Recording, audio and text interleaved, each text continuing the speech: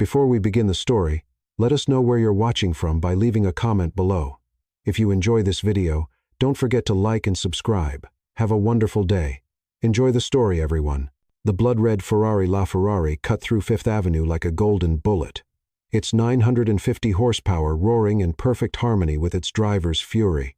Alexander Cain, 32 years old, tech billionaire and CEO of Cain Tech Industries, had exactly 17 minutes to reach the heliport and fly to the Hamptons, where his mother awaited him for another one of her conversations about the family's future. "Darn it," Alexander muttered, swerving around a yellow taxi that dared to enter his lane. The Patek Philippe watch on his wrist read 3:43 p.m. He was late. The phone rang through the car's sound system. "Cain speaking," he responded curtly, without taking his eyes off the road. "Alex, where on earth are you?" Eleanor Cain's stern voice echoed through the Italian leather cabin. "You said you'd be here at 4. Mom, I'm in traffic. He'll be there in 15 minutes. "Well, I hope so. We have important matters to discuss about your future and about Victoria." Alexander grimaced. Victoria Langford, daughter of one of the East Coast's most influential families, heiress to an oil fortune and his official suitor for 3 months, though they had barely exchanged 10 meaningful words. "Mom, we've already talked about this." "No. Alexander, you listen to this. Today, we're going to decide." The call ended abruptly. Alexander accelerated even more, overtaking a black SUV traveling in the right lane. What he didn't see was the young woman running desperately down the sidewalk, clutching a stack of resumes and frantically looking at her phone. Sofia Martinez, 28 years old, recent business administration graduate from NYU and currently unemployed, was having the worst day of her life. First, the plumbing in her tiny Brooklyn apartment had burst. Then, she missed her job interview because the subway broke down, and now she had exactly 12 minutes to get to another interview across town.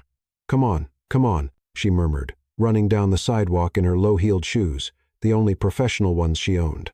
New York's strong wind scattered her resumes, and she quickly bent down to collect them.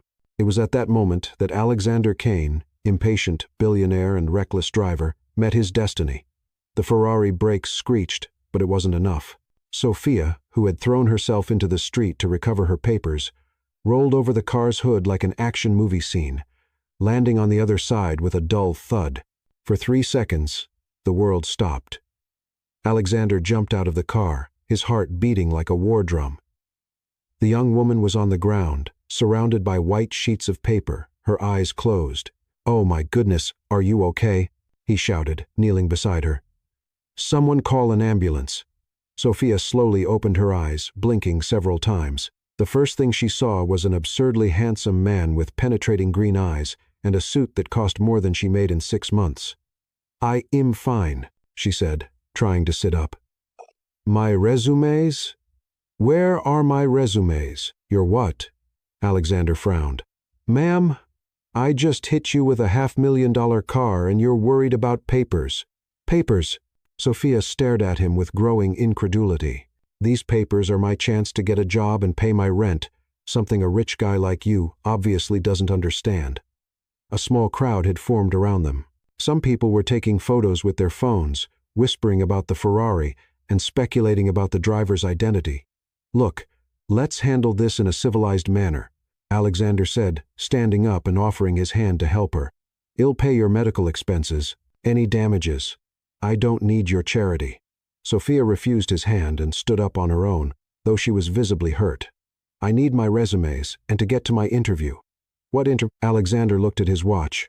Now he was 20 minutes late, for executive assistant at Cain Tech Industries, if that matters to you. Alexander stopped breathing for a moment. Of all the people in New York, of all the possible intersections, he had hit a job candidate for his own company. You're going to be interviewed at my company." "Your company." Sophia studied him more carefully. "Who are you?" "Alexander Cain, CEO of Cain Tech." The silence that followed was so profound you could hear the distant traffic. Sophia felt her stomach drop. She had just called her potential future boss a rich guy and refused his help. "Great," she murmured, collecting the crumpled resumes from the ground. "Just perfect." "Listen," Alexander said, a mischievous smile appearing on his face for the first time in months. "How about I give you a ride to the interview?" Sophia stared at him as if he had suggested they fly to the moon. "You're kidding me." I never kid about business or traffic accidents. I can't. This isn't appropriate. Alexander completed. Probably not. But you have an interview in 10 minutes, and I have the fastest car in Manhattan. Sophia looked at the Ferrari, then at her crumpled resumes, then at the man who had literally collided with her life. This is crazy, she said. Welcome to my Monday, Alexander replied, opening the passenger door. Getting in. Against all her better judgment, Sofia Martinez got into the most expensive car she had ever been in, next to the most dangerous man she had ever met. Dangerous not for what he had done, but for what she felt when their eyes met. The Ferrari roared back to life, and they sped toward both their destinies, unaware that this collision had not just been between car and person, but between two worlds about to clash irreversibly. By the way, Alexander said, accelerating down Madison Avenue, "You're hired." What? Sophia turned to him incredulous. Anyone who survives being hit by me and still worries about their interview has exactly the kind of determination I'm looking for. You can't hire me like that. You don't even know me. I know you're brave, stubborn, and not easily impressed by money. Besides, he gave a smile that made Sophia's heart race faster than the Ferrari's engine. You're the first person in years who's told me exactly what they think. Sophia held tightly to the seat as they zigzagged through traffic. Her life had completely changed in a matter of minutes, and something told her this was just the beginning. This is going to be a lot of trouble, she murmured. I hope so, Alexander replied, and for the first time in years, he was genuinely excited to see what would happen next. The Caintech Industries building stretched 42 floors into the Manhattan sky, its glass facade reflecting the afternoon sun like a crystal tower. Sophia pressed her nose against the Ferrari's window, craning her neck to see the top. You own all of this? She asked, her voice barely above a whisper. Well, technically the shareholders own it, Alexander replied, pulling into a reserved parking spot marked CEO only in bold letters. I just make all the decisions. Sophia stepped out of the car, her legs still slightly shaky from both the accident and the realization that she was about to work for one of the most powerful tech companies in America. Her reflection in the building's glass showed a woman with disheveled hair, a slightly torn blouse, and crumpled resumes clutched to her chest. I look like I've been hit by a car, she muttered. Technically, you have, Alexander said, straightening his tie. But don't worry about it. In this business, looking a little roughed up just means you're working hard. They walked through the impressive lobby, past a waterfall installation and modern art pieces that probably cost more than Sophia's college tuition. Employees in expensive suits hurried past, some stealing glances at their CEO walking beside a woman who clearly didn't belong to their world. Mr. Kane, a perfectly manicured woman in her 50 seconds, approached them, her high heels clicking against the marble floor. You missed your 3:30 with the board. Your mother has called 6 times and Victoria Langford is waiting in your office. Alexander's jaw tightened. Thank you, Penelope. This is Sofia Martinez, our new executive assistant. Penelope's expertly penciled eyebrows rose slightly as she took in Sophia's appearance. I wasn't aware we were hiring today, Mr. Kane. It was a very spontaneous decision, Alexander said. Sophia, this is Penelope Reed, my current executive assistant. Penelope, I'd like you to show Sophia around and help her get settled. But sir, I don't understand. Penelope, Alexander's voice carried the authority of someone used to being obeyed without question. Sophia will be working directly with me on special projects. Please set her up with everything she needs. Penelope's smile was as sharp as a blade. Of course, Mr. Kane. Right this way, Miss Martinez.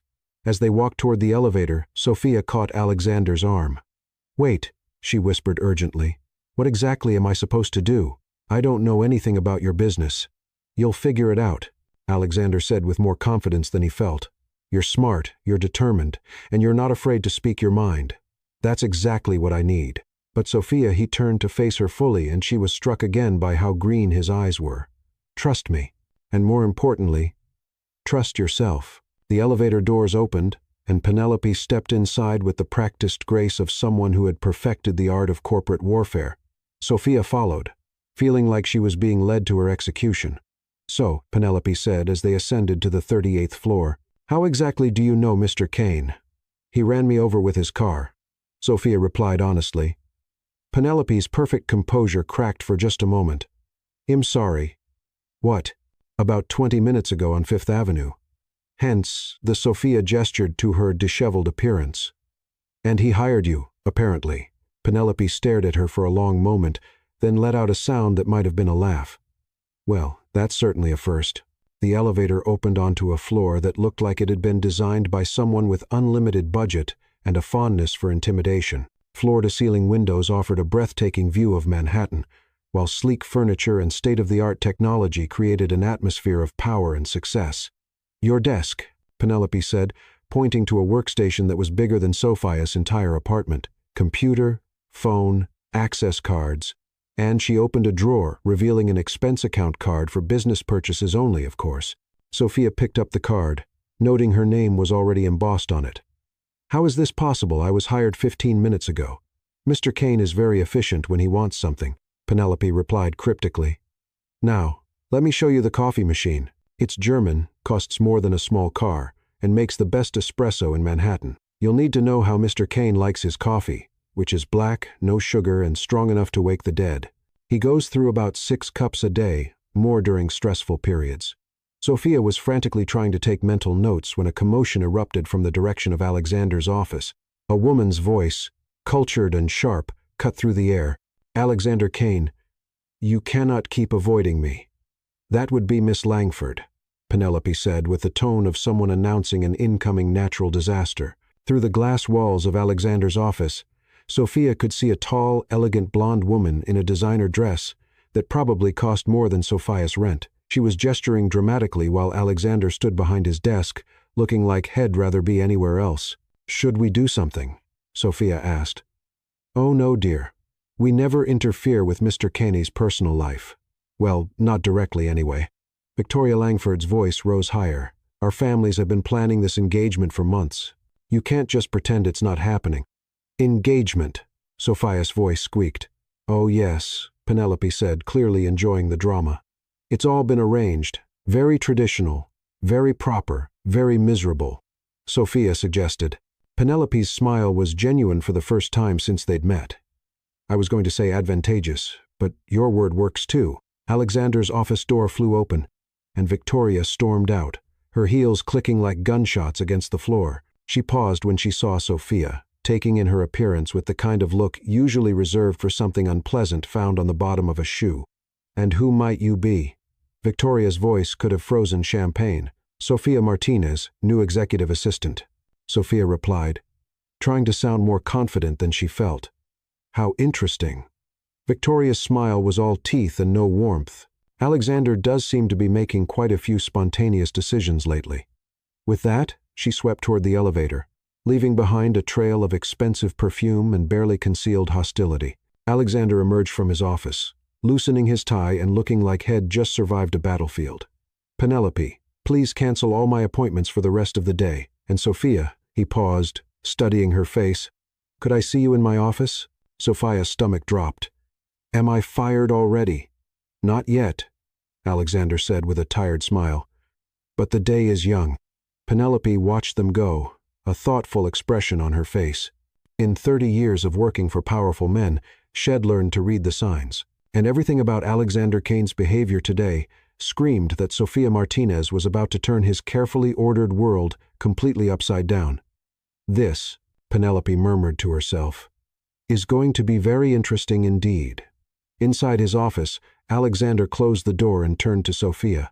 "I owe you an apology." "For which part? The car accident or throwing me into corporate politics?" "I don't understand." "Both, but mostly for not warning you about Victoria." Sophia sat down in one of the leather chairs facing his desk. "Are you really engaged to her?" "Not if I can help it," Alexander said, dropping into his chair. "It's complicated." "Complicated how?" Alexander was quiet for a long moment, staring out at the Manhattan skyline. "My mother believes that marriage should be a business arrangement. Victoria's family has oil money, political connections, and a reputation that would benefit the company. It's all very strategic." "And what do you believe?" "Until about an hour ago, I believed the same thing," Alexander admitted. "But then I met someone who rolled over my car hood and still worried about her job interview. Someone who told me exactly what she thought without caring about my bank account." Sophia felt her cheeks warm. "Alexander, I know it's crazy. I know we just met, But I also know that in 32 years, no one has ever made me feel the way you did when you looked at me and saw a person instead of a portfolio. You're right, Sophia said quietly. It is crazy. The craziest part is that I don't care. They sat in comfortable silence for a moment, the weight of the day's events settling around them. Finally, Sophia spoke. So, what happens now? Now, Alexander said, standing up with renewed energy, we figure out how to work together without killing each other. And Sophia, yes, welcome to Kane Tech Industries. Try not to let anyone throw you off any more car hoods. Sophia laughed, and the sound filled the office like sunshine. I'll do my best. As the sun set over Manhattan, casting long shadows across the city, two people who had collided by accident began to realize that some of the best things in life happen when you least expect them.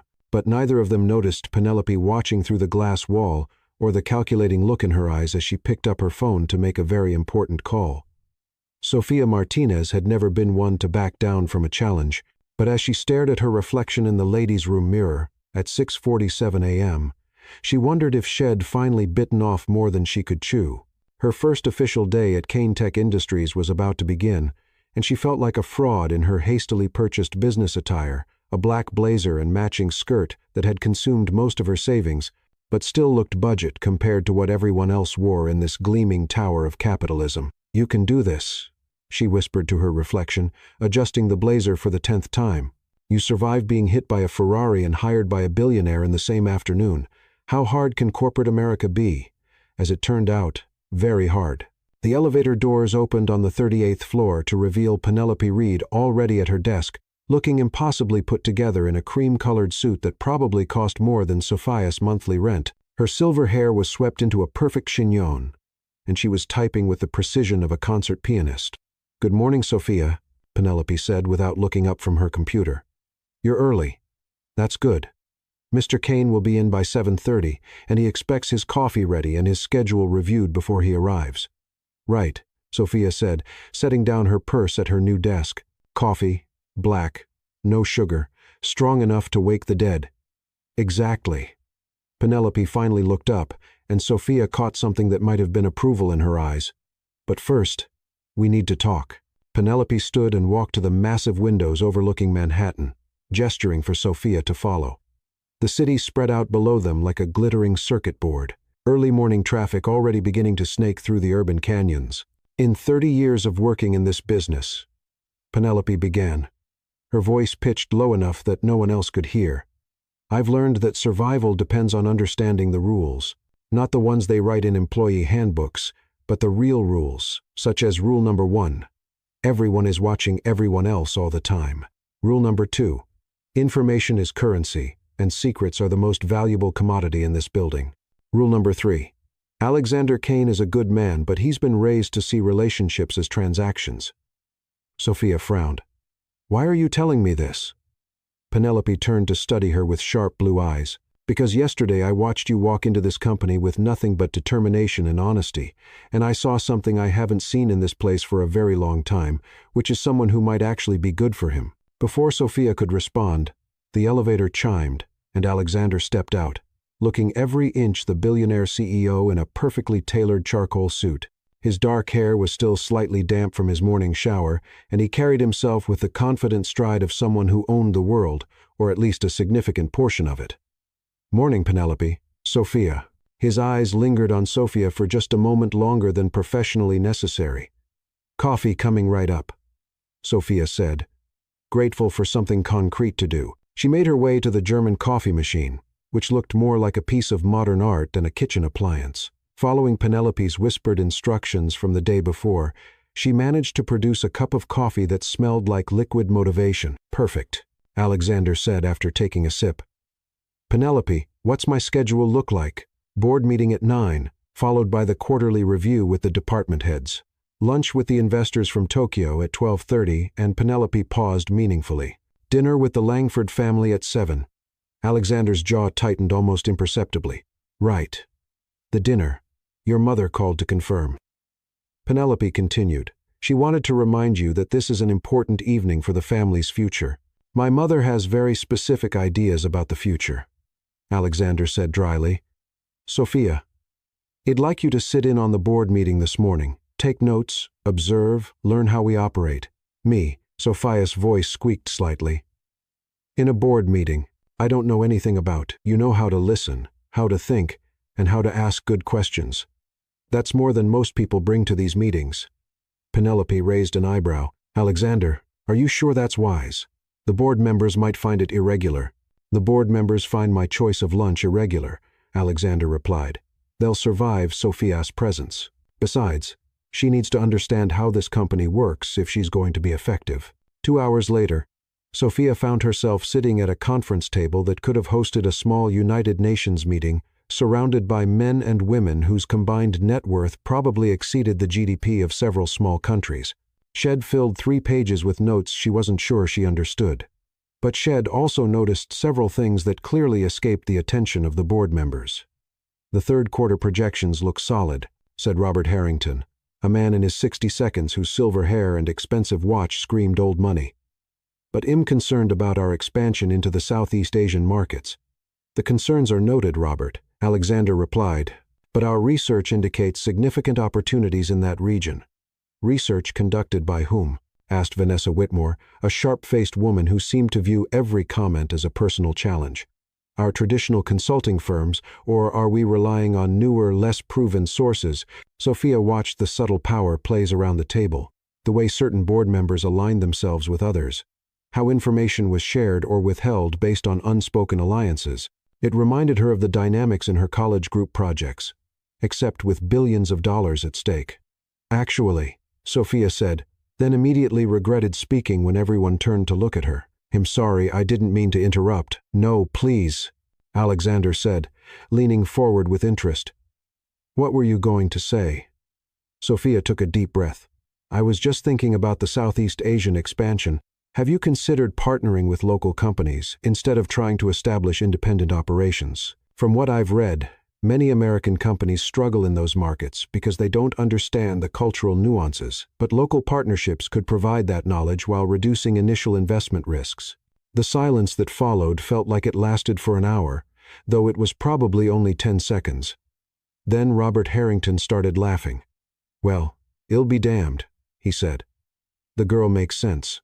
Alexander, where did you find her? She found me, Alexander replied, and Sophia caught the hint of a smile playing at the corners of his mouth. Sophia, expand on that thought. For the next 20 minutes, Sophia found herself in the surreal position of contributing to a conversation about international business strategy, drawing on everything she'd learned in business school, plus insights from her own diverse background. She talked about cultural sensitivity, local market research, and the importance of building relationships rather than just establishing transactions. When the meeting ended, several board members approached her with business cards and expressions of interest. Vanessa Whitmore, who had seemed so intimidating earlier, actually smiled. Impressive debut, she said. Alexander, you might want to hang on to this one. That's the plan, Alexander replied. And something in his tone made Sophia's heart skip a beat. As the board members filed out, Alexander gathered his papers and turned to Sophia. Walk with me. They strolled down the hallway toward his office, passing employees who nodded respectfully to Alexander while stealing curious glances at Sophia. You did well in there, better than, well, actually, you brought a fresh perspective that we needed. I felt like I was speaking a foreign language half the time. Corporate speak is definitely its own dialect, but you also brought something we rarely see in these meetings. Common sense and genuine insight instead of political maneuvering. They reached his office and Alexander held the door open for her. Sophia, can I ask you something? Sure. What made you speak up? Most people in their first board meeting would have stayed silent. Sophia considered the question as she settled into one of the leather chairs across from his desk. I guess I figured if I'm going to fail, I might as well fail spectacularly while trying to contribute something useful. Alexander laughed, a genuine sound that transformed his entire face. That might be the most honest thing anyone said in this building in years. Their conversation was interrupted by Penelope's voice over the intercom. Mr. Kane, your mother is on line 1. Alexander's expression immediately sobered. Tell her I'll call her back. She said it's urgent. Something about tonight's dinner arrangements. Alexander sighed and picked up the phone. Hello, Mother. Yes, I remember. No, I don't think that's necessary. Mother, we've discussed this. Sophia tried not to listen, but it was impossible to ignore the tension in Alexander's voice as the conversation continued. When he finally hung up, he looked like he'd aged 10 years.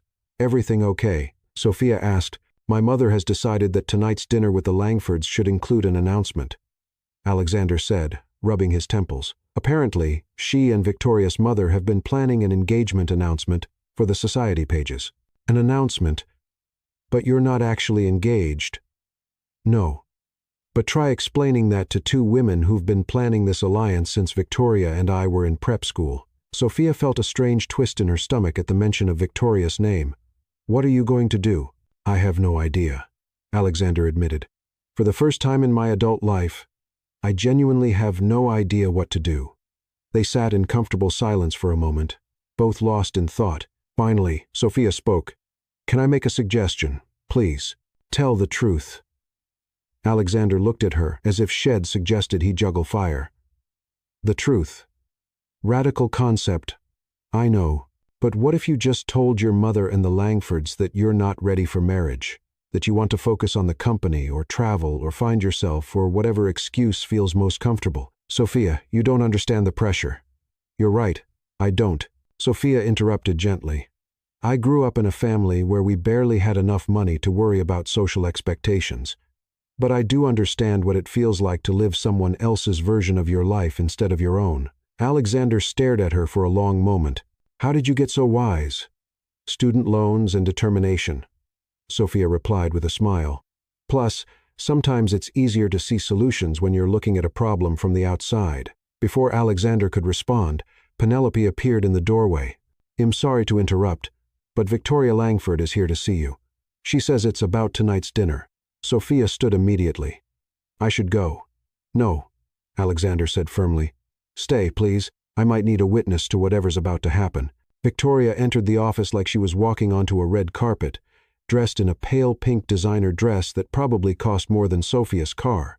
Her blonde hair was styled in perfect waves, and her makeup was flawless despite the early hour. "Alexander, darling," Victoria said, moving to kiss his cheek. "We need to discuss tonight's arrangements. Victoria, you remember Sofia Martinez, my executive assistant." Victoria's smile could have frozen champagne. "Of course, how quaint that you're still here. Sophia is proving to be invaluable," Alexander said, and Sophia noticed he didn't move away from Victoria's proximity, though his body language suggested he wanted to.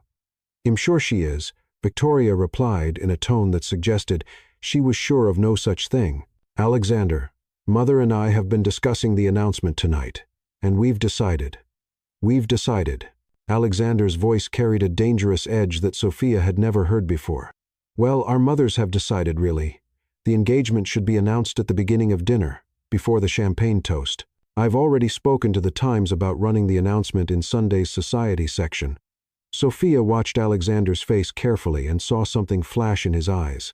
Not anger exactly, but something deeper and more dangerous. "Victoria," Alexander said quietly, "we need to talk privately." "Oh, but surely Sophia can hear this," Victoria said with false sweetness. "After all, she'll need to know about these changes in your personal life if she's going to be working so closely with you."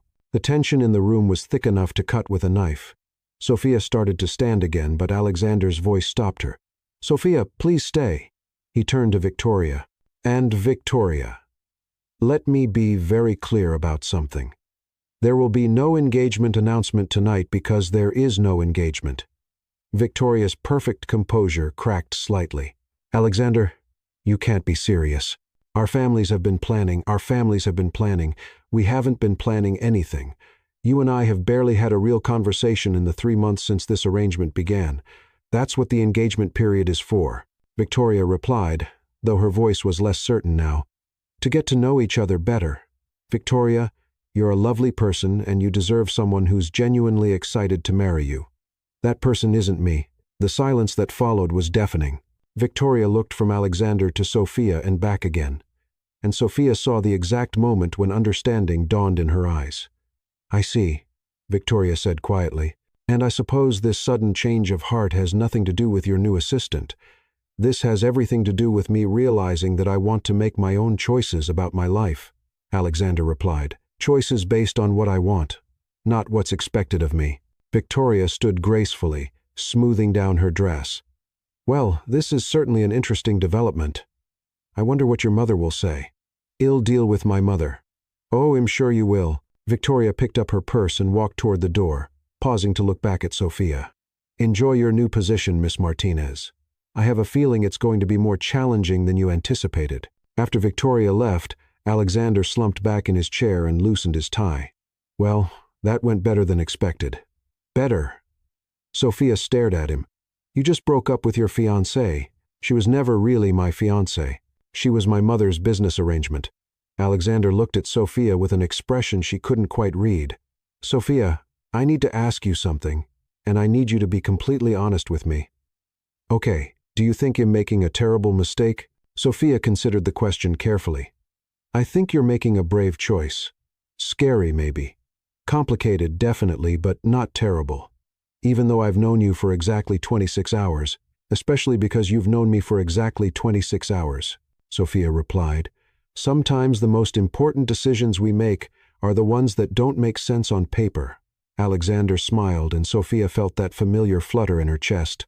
Penelope was right about you. What did she say? That you might actually be good for me. Before Sophia could respond, Penelope's voice came over the intercom again, this time with barely concealed amusement. Mr. Kane, your mother is on line 1 again. She sounds displeased. Alexander and Sophia looked at each other and burst into laughter. I suppose I should take this, Alexander said, reaching for the phone. I suppose you should. Sophia agreed. Good luck. Sophia. Yes. Thank you for everything. As Sophia left Alexander's office, she could hear his voice through the closed door, calm and steady, as he began what was clearly going to be a very difficult conversation with his mother. She settled at her desk and tried to focus on the stack of documents Penelope had left for her to review, but her mind kept wandering to the look in Alexander's eyes when Head said she might be good for him. Penelope appeared at her elbow with a fresh cup of coffee. That was well done, she said quietly. What was?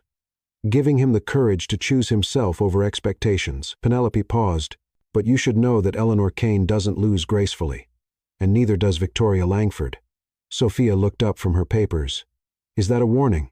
It's a fact, Penelope replied. What you do with it is up to you. As the morning turned to afternoon, Sophia threw herself into learning everything she could about Kane Tech Industries, about Alexander's schedule, about the delicate ecosystem of corporate politics Shed suddenly found herself navigating. But in the back of her mind, she couldn't shake the feeling that her real education was just beginning. And somewhere across town in a Park Avenue penthouse, Eleanor Kane was making phone calls of her own, each one designed to remind her son exactly what happened to people who defied family expectations. The game was just getting started.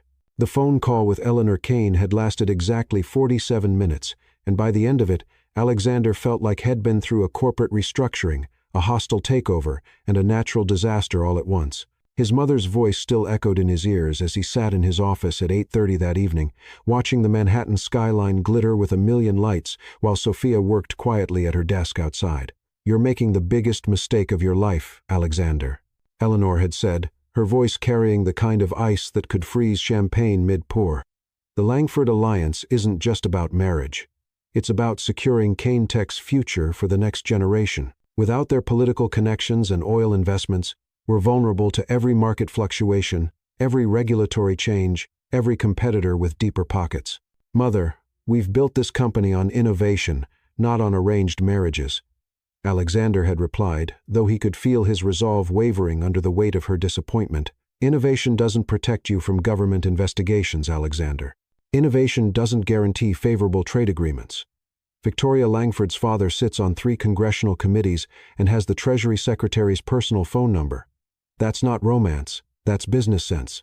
The conversation had continued in that vein, with Eleanor Kane systematically dismantling every argument Alexander could muster while simultaneously expressing her profound disappointment in his sudden emotional instability.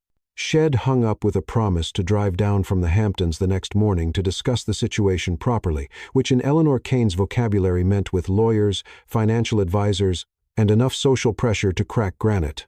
Now, as Alexander stared out at the city head conquered professionally, but felt increasingly alienated from personally, He wondered if Sofia Martinez had any idea what kind of storm Shed walked into when Shed literally crashed into his life. Through the glass wall of his office, he could see Sofia hunched over a stack of quarterly reports, a pencil tucked behind her ear, and a look of intense concentration on her face. Shed changed out of her blazer hours ago, and her white blouse was slightly wrinkled from the long day. Somehow, she looked more real than anyone else in this gleaming tower of ambition and careful image management. "Sofia," he called through the open door. "It's almost 9. You should go home." She looked up, blinking as if Shed forgotten where she was. "I'm just trying to understand these market penetration analyses. If I'm going to be useful in meetings, I need to know what everyone's talking about." Alexander walked over to her desk, noting the careful notes Shed taken in neat handwriting that somehow managed to look both professional and personal. "You've been studying for 6 hours straight. Even Harvard business students take breaks." "I didn't go to Harvard," Sofia replied, stretching her arms above her head. "I went to NYU on partial scholarships and student loans that'll take me 15 years to pay off. I don't have the luxury of taking anything for granted. You don't have to prove yourself to anyone, Sofia. You already did that in the board meeting this morning." Sofia looked up at him with those dark eyes that seemed to see right through his carefully constructed executive persona. "Yes, I do have to prove myself, especially now." "What do you mean?" Sofia set down her pencil and turned to face him fully. "Alexander, I saw the way Victoria looked at me today. I heard the edge in your mother's voice when Penelope mentioned my name on the phone. I know that half the people in this building think you hired me for reasons that have nothing to do with my qualifications. And what do you think?" "I think," Sofia said carefully, "that you hired me because you needed someone who would tell you the truth instead of what you wanted to hear. But I also think that if I'm going to survive in this world, I need to be so obviously competent that no one can question why I'm here." Alexander sat on the edge of her desk, a gesture that would have been scandalous if anyone else had been around to see it. "Sofia, you don't have to carry the weight of everyone's assumptions. Don't he?" Sofia laughed, but there was no humor in it. "Alexander, I'm a first-generation college graduate from a working-class family who got this job because I literally ran into you in the street. Do you have any idea how that looks to people like Victoria Langford? I don't care how it looks to Victoria, but you care how it looks to your mother and your board of directors and your investors." Sofia's voice was gentle but firm. "And you should care because this company employs thousands of people whose livelihoods depend on your ability to navigate these relationships successfully." Alexander stared at her for a long moment. "How do you do that?" "Do what?" "Cut straight through all the noise and get to the heart of what really matters."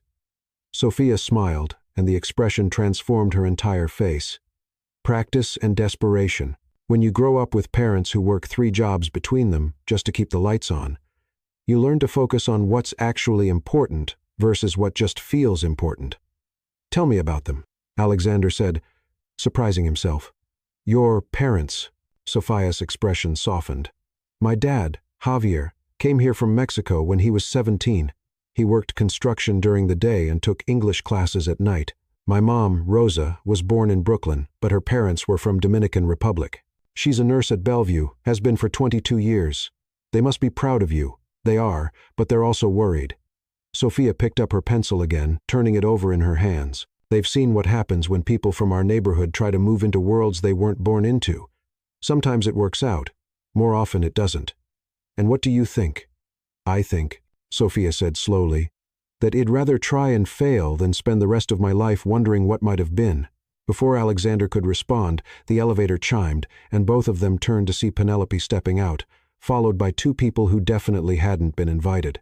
The first was Eleanor Kane, Alexander's mother, looking exactly like what she was: old money, political connections, and enough social armor to deflect criticism from lesser mortals. At 62, she was still beautiful in the way that expensive maintenance and good genetics could preserve. Her silver hair styled in a way that managed to look both current and timeless. Her navy blue suit probably cost more than most people's monthly salary, and she carried herself with the bearing of someone who had never doubted her place in the world. The second person was someone Sofia had never seen before, but who radiated the same kind of understated power as Eleanor Kane. He was perhaps 50 with graying temples and the kind of tan that came from yacht ownership rather than construction work. His suit was perfectly tailored. His shoes were Italian leather, and his smile was the kind that never quite reached his eyes. "Alexander," Eleanor said, her voice carrying across the floor like a royal proclamation. "We need to talk." Alexander stood slowly, and Sophia could see him transforming before her eyes. The relaxed, almost vulnerable man she'd been talking to disappearing behind layers of corporate armor. "Mother, I wasn't expecting you until tomorrow. Plans change, darling, especially when one's son decides to blow up decades of careful family planning in a single afternoon." Eleanor's gaze swept over Sophia with the precision of a professional appraisal. And this must be the young woman who's caused such a stir. Sophia stood as well, grateful that she'd spent the afternoon studying corporate protocols. "Mrs. Kane, I'm Sophia Martinez." "Yes, I've heard quite a lot about you today." Eleanor's smile was perfectly polite and absolutely lethal. "Edward, this is Sophia Martinez, Alexander's new executive assistant. Sophia, this is Edward Langford, Victoria's father." Sophia felt her stomach drop. Edward Langford studied her with the kind of attention usually reserved for potential acquisitions or threats to national security. "Miss Martinez," Edward said, extending his hand. "Victoria mentioned she'd met you." "Yes, sir. Briefly." Penelope appeared at Sophia's elbow with a silent efficiency that had made her invaluable for 3 decades. "Mrs. Kane. Mr. Langford, would you like coffee?" "Water." "This won't take long," Eleanor replied, her attention focused entirely on her son. "Alexander, we need to discuss your decision regarding Victoria." "There's nothing to discuss, Mother. I've made my choice." "Have you?" Edward spoke for the first time since the introductions, his voice carrying the kind of authority that came from congressional committees and Treasury Department connections. "Because from where I sit, it looks like you've made an impulsive decision based on." His gaze flicked to Sophia. "Recent developments." Sophia felt the blood rise in her cheeks, but before she could speak, Alexander stepped forward. "Mr. Langford, with all due respect, my personal decisions aren't subject to board approval, are they?" Eleanor's voice was silk over steel. "Alexander, Kane Tech Industries isn't just a company, it's a legacy. Your father built this firm on the understanding that business and family are inseparable. Every decision you make reflects on the company's stability, its reputation, its ability to attract and maintain investor confidence. And what exactly are you suggesting?" Edward Langford pulled out his phone and showed Alexander the screen, the preliminary reports from this afternoon's market activity. Kane Tech stock dropped 2.5 points after rumors began circulating about the canceled engagement. Alexander frowned. "What rumors?" "Social media is a wonderful thing," Eleanor said, with the tone of someone discussing a particularly virulent disease. "Victoria was understandably upset after your conversation today. She may have mentioned the situation to a few friends. Those friends have friends in the financial press." Sophia watched Alexander's face carefully and saw the exact moment when he realized the full scope of what was happening. This wasn't just about his personal life anymore. It was about the livelihoods of everyone who worked for Kane Tech. "What do you want?" Alexander asked quietly. "We want you to think carefully about the consequences of your actions," Edward replied. "Victoria is willing to overlook this afternoon's misunderstanding. The engagement can proceed as planned. And if it doesn't..." Eleanor and Edward exchanged a look that made Sophia's skin crawl. There was something predatory about it, like sharks circling wounded prey. "Alexander," Eleanor said gently, "Edward sits on the Senate Banking Committee. He also has significant influence with the Federal Trade Commission. Kane Tech has been remarkably successful at avoiding regulatory scrutiny. But that kind of protection requires ongoing relationships. The subtle threat was so subtle that someone without Sophia's background might have missed it entirely. But Sophia had grown up watching her parents navigate systems designed to exclude them. And she recognized extortion when she heard it, no matter how politely it was phrased. "You're threatening him," Sophia said before she could stop herself. All 3 heads turned toward her with expressions ranging from surprise to calculation to barely contained fury. "I beg your pardon." Eleanor's voice could have frozen the Hudson River. "You're threatening him," Sophia repeated, her voice stronger now. "You're telling him that if he doesn't marry your daughter, you'll use your political connections to damage his company. That's not family planning or business strategy. That's blackmail." The silence that followed was so complete that Sophia could hear the air conditioning humming 40 floors above the street. Edward Langford was the first to speak, his voice very quiet and very dangerous. "Miss Martinez, You seem to have a fundamental misunderstanding of how business relationships work at this level. No, I understand perfectly, Sophia replied, surprising herself with her own courage. I understand that you're using your daughter as a political pawn and threatening a man's life's work to force him into a marriage he doesn't want. What I don't understand is why you think that's acceptable. Sophia, Alexander said quietly, perhaps I should what? Stay quiet while these people destroy everything you've worked for, because you had the audacity to think you should choose your own wife. Eleanor Kane studied Sophia with newfound interest. You have spirit, dear. He'll give you that. But spirit without wisdom is simply foolishness. Alexander has responsibilities that extend far beyond his personal preferences. And what about his right to happiness? Happiness, Edward said with a laugh that contained no warmth, is a luxury that people in Alexander's position can't afford. That's where you're wrong, Sophia said, turning to face Alexander. Happiness isn't a luxury. It's what makes everything else worthwhile. And if you give that up, if you let them force you into a life you don't want, then what's the point of all this success? Alexander looked at Sophia for a long moment, then at his mother, then at Edward Langford. When he spoke, his voice was calm and steady. Mr. Langford, I appreciate your family's friendship and your business relationship with Kane Tech, but I won't be marrying Victoria. Not now, not ever. Edward's face darkened. Alexander, I don't think you understand the implications. I understand them perfectly, and I've made my decision. Then you're a fool, Eleanor said, her composure finally cracking. And you're going to destroy everything your father built. My father built this company to give people opportunities, Alexander replied. He would have understood my choice. Eleanor Kane gathered her purse and stood with the kind of dignity that only came from generations of practice. Edward, I believe we're done here. Edward Langford stood as well, but paused to look directly at Sophia. Miss Martinez, I hope you understand that choices have consequences for everyone involved. After they left, the office felt strangely empty, as if a tornado had passed through and left everything looking normal, but fundamentally changed. Alexander slumped into his chair and ran his hands through his hair. Well, that went about as well as expected. Are you okay? Sophia asked, moving to sit across from him. I don't know. Ask me tomorrow when I see what the stock market thinks of my decision. Sophia was quiet for a moment, then leaned forward. Alexander, what if they're right? What if this decision damages the company? Then, well, figure out how to fix it together. Together. Alexander looked at her with an expression she couldn't quite read. Sophia, I need you to know something.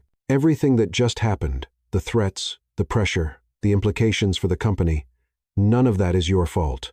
This conflict has been building for years. But I'm the catalyst.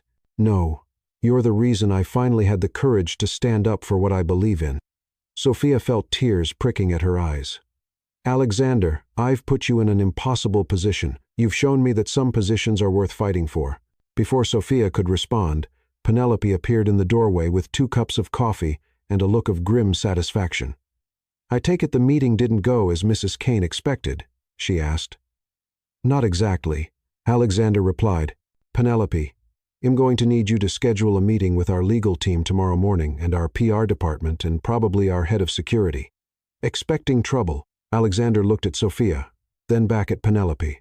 Let's just say I think we should be prepared for anything. Penelope nodded and turned to go, then paused. For what it's worth, Alexander, I think you made the right choice. Your father would have been proud.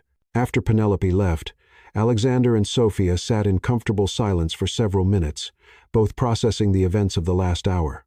Sophia, Alexander finally said, I need to ask you something, and I need you to be completely honest. Okay, are you having second thoughts about any of this? About the job? About getting involved in my family drama? About... He gestured vaguely between them. Sophia considered the question carefully. 2 days ago, my biggest worry was making rent. Now I'm apparently part of some corporate dynasty power struggle that could affect thousands of jobs. So yeah, I'm terrified. But, Sophia smiled and the expression lit up her entire face, but I've never felt more alive or more sure that I'm exactly where I'm supposed to be. Alexander felt something loosen in his chest that he hadn't even realized was tight, even knowing what we're up against. Especially knowing what we're up against, Alexander. I've spent my whole life fighting for things that mattered. This is just a different kind of fight. What if we lose? Then we lose together, Sophia said simply. But what if we win? What would winning look like to you? Sophia thought for a moment. A company that succeeds because it does the right thing, not because it makes the politically convenient choices. A workplace where people are valued for their contributions, not their connections. And she paused, suddenly shy. And a life built on honesty instead of expectations. Alexander stood and walked around his desk to where Sophia was sitting. Sophia Martinez, you are going to turn my world completely upside down. Is that a good thing or a bad thing? Ask me in a few months, Alexander said, offering her his hand. But right now, I'm thinking it might be the best thing that's ever happened to me. Sophia took his hand and let him pull her to her feet. They stood there for a moment, close enough that she could smell his cologne and see the flecks of gold in his green eyes.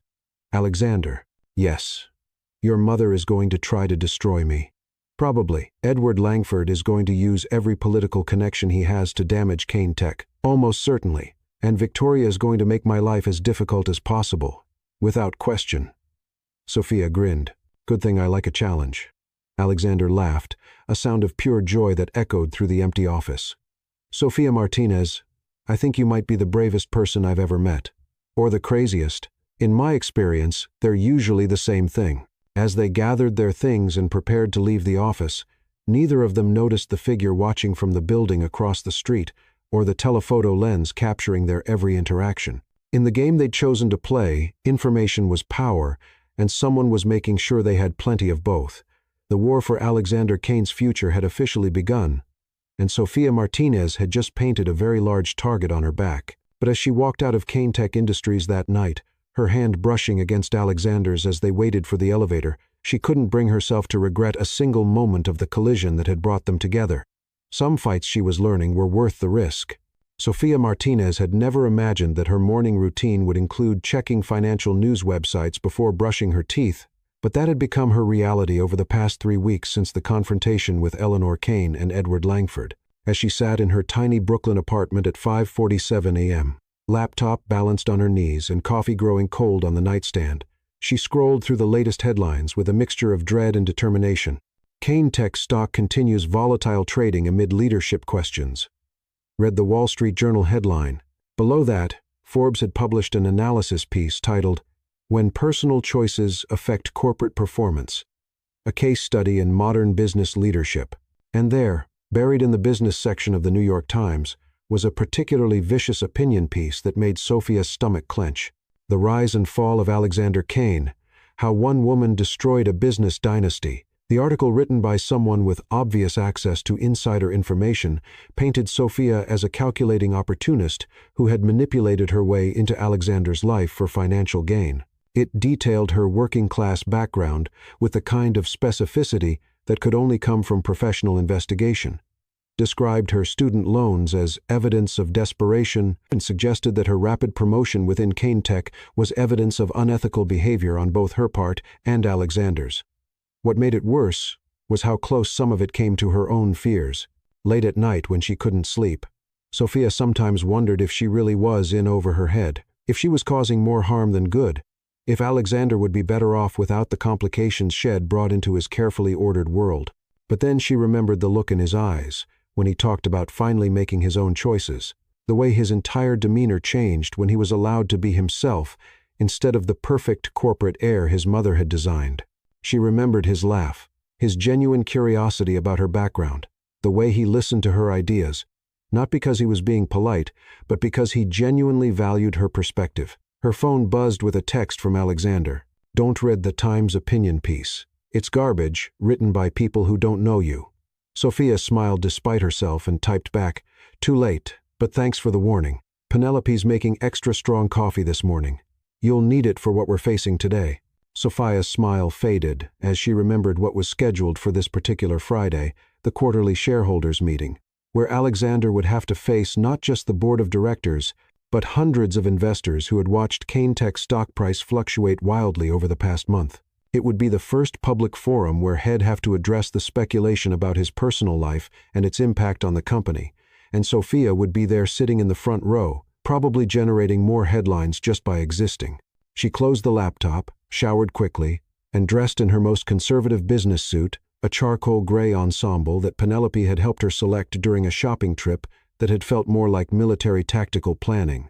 "When you're under attack," Penelope had explained while Sophia tried on outfit after outfit, "your appearance becomes part of your armor.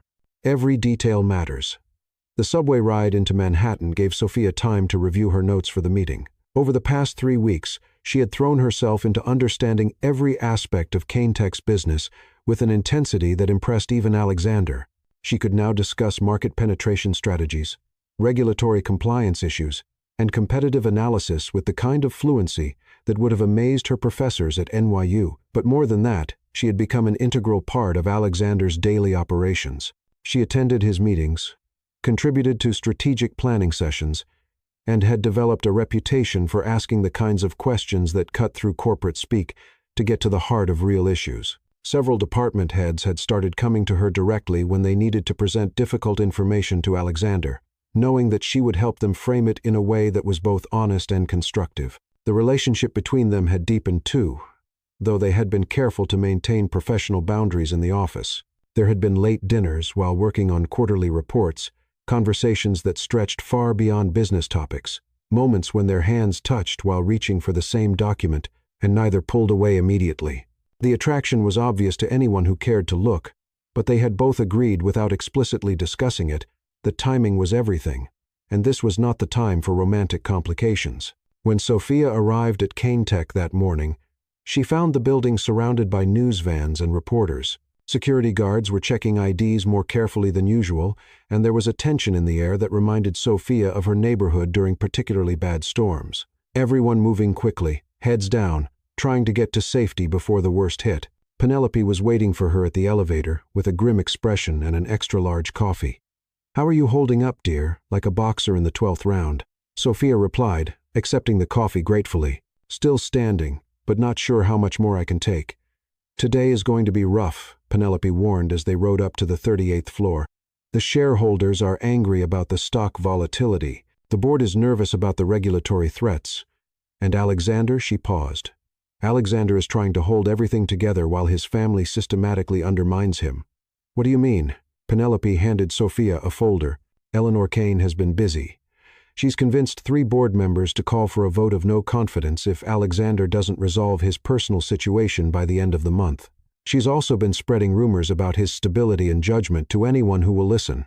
Sophia opened the folder to find printouts of social media posts, leaked emails, and what appeared to be private investigator reports about her own background. The level of detail was staggering. They had found out about her father's immigration status, her mother's work schedule, even her college GPA, and the jobs shed held to pay for school.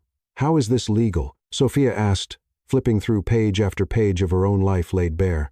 "Technically, it's not illegal to investigate someone's background, especially if that person is in a position of influence at a major corporation," Penelope explained, "and Eleanor Kane has enough connections to make sure the investigation stays within legal boundaries, even if it violates every principle of decency."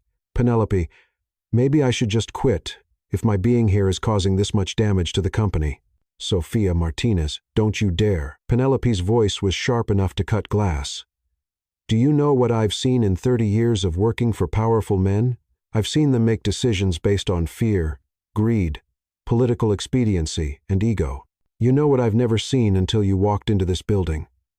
Someone making decisions based on what's actually right."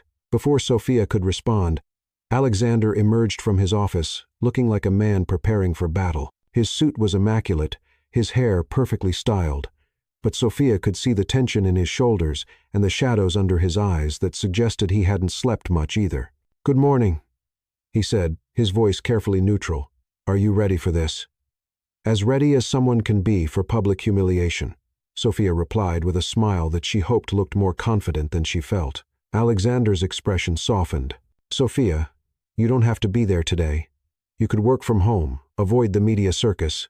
Alexander Kane, if you think I'm going to let you face this alone, you obviously haven't been paying attention for the past month. The reporters are going to tear you apart. Then they'll have to get through me first," Penelope said firmly. "And I've been dealing with corporate vultures longer than most of them have been alive." Alexander looked between the 2 women who had become his closest allies, and felt something that might have been hope. In that case, let's go show them what we're made of. The shareholders' meeting was held in Caintek's main auditorium, a sleek space that could accommodate nearly 500 people. By the time Sophia, Alexander, and Penelope arrived, it was packed with investors, reporters, and what appeared to be several representatives from competing tech companies who had no legitimate reason to be there except to watch the potential downfall of a major rival. Sophia took her seat in the front row, acutely aware of the cameras that swiveled to follow her movement, and the whispered conversations that erupted whenever someone recognized her from the news coverage. She kept her expression neutral and her posture confident, channeling every lesson her mother had taught her about dignity under pressure. Alexander took the stage with the kind of commanding presence that had made him a billionaire by 32. For the first 20 minutes, he delivered a presentation about Caintek's financial performance that was so thoroughly professional and data-driven that even the most hostile questioners had to acknowledge that the company was actually performing better than it had in years. Our third-quarter profits are up 18% over last year, Alexander explained, clicking through slides that showed impressive growth across multiple sectors. We've expanded into 3 new international markets, launched 2 innovative product lines, and increased our workforce by 12% while maintaining industry-leading employee satisfaction ratings. A hand shot up from the middle of the auditorium. Sophia recognized the man as Robert Harrington, one of the board members who had initially been supportive, but had grown increasingly critical as the media coverage intensified. Mr. Kane, while the financial numbers are certainly encouraging, there's an elephant in the room that we need to address. The volatility in our stock price over the past month has cost shareholders millions of dollars. How do you respond to suggestions that your personal decisions have compromised your ability to lead this company effectively? Alexander had been preparing for this question for weeks, but Sophia could see his jaw tighten almost imperceptibly. Mr. Harrington, I appreciate your concern about stock volatility. However, I would point out that market fluctuations based on speculation and rumors are temporary, while the fundamental strength of our business operations provides long-term value for our shareholders. But surely you can't deny that the speculation is directly related to your decision to break off your engagement to Victoria Langford. The auditorium fell silent. Sophia could feel hundreds of eyes turning toward her, and she forced herself to sit perfectly still, despite the urge to either flee or stand up and defend Alexander herself. My personal relationships are not subject to shareholder approval, Alexander replied calmly. I was elected to this position based on my ability to lead this company, not on my willingness to enter into arranged marriages for business purposes. A reporter in the back raised her hand. Mr. Kane, there are reports that your relationship with your executive assistant, Sophia Martinez, began before you ended your engagement. How do you respond to suggestions that you've compromised professional ethics for personal reasons? Sophia felt her cheeks burn, but she kept her expression neutral. This was the moment she had been dreading, when her presence would become a liability that Alexander would have to defend publicly. Those reports are completely false, Alexander said, his voice carrying a dangerous edge that Sophia had never heard before. Miss Martinez was hired based solely on her qualifications, and has proven herself to be one of the most valuable members of our team. Any suggestion otherwise is not only factually incorrect, but professionally insulting to a woman who has contributed more to this company in 1 month than some people do in years. Another hand shot up, this one from a woman Sophia didn't recognize. Mr. Kane, given the ongoing scrutiny and its impact on company performance, wouldn't it be in everyone's best interest for you to step back from your personal relationship with Ms. Martinez, at least until the situation stabilizes? Sophia felt something inside her break. This was exactly what she had feared. That loving Alexander, because that's what this was, even though neither of them had said it out loud, would become a weapon that his enemies could use against him. She started to stand, ready to announce her resignation right there in front of 500 people, when Alexander's voice cut through the murmur of the crowd like a sword. No, he said simply. It would not be in anyone's best interest for me to make decisions based on fear, intimidation, or political pressure. This company was built on the principle that good ideas and hard work matter more than family connections or social expectations. Miss Martinez represents everything that's best about that principle. He paused, looking directly at Sophia for a moment before turning back to the crowd. I want to be very clear about something. Sophia Martinez is not just an exceptional employee. She's an exceptional person who has made me a better leader and this company stronger. Any attempt to use her as a weapon against either of us will fail because I refuse to sacrifice good people for political convenience." The silence that followed was deafening. Sophia felt tears prick at her eyes, but she blinked them back, determined not to give the cameras any footage that could be used against them later.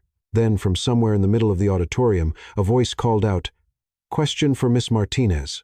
All eyes turned to Sophia, and she felt her stomach drop.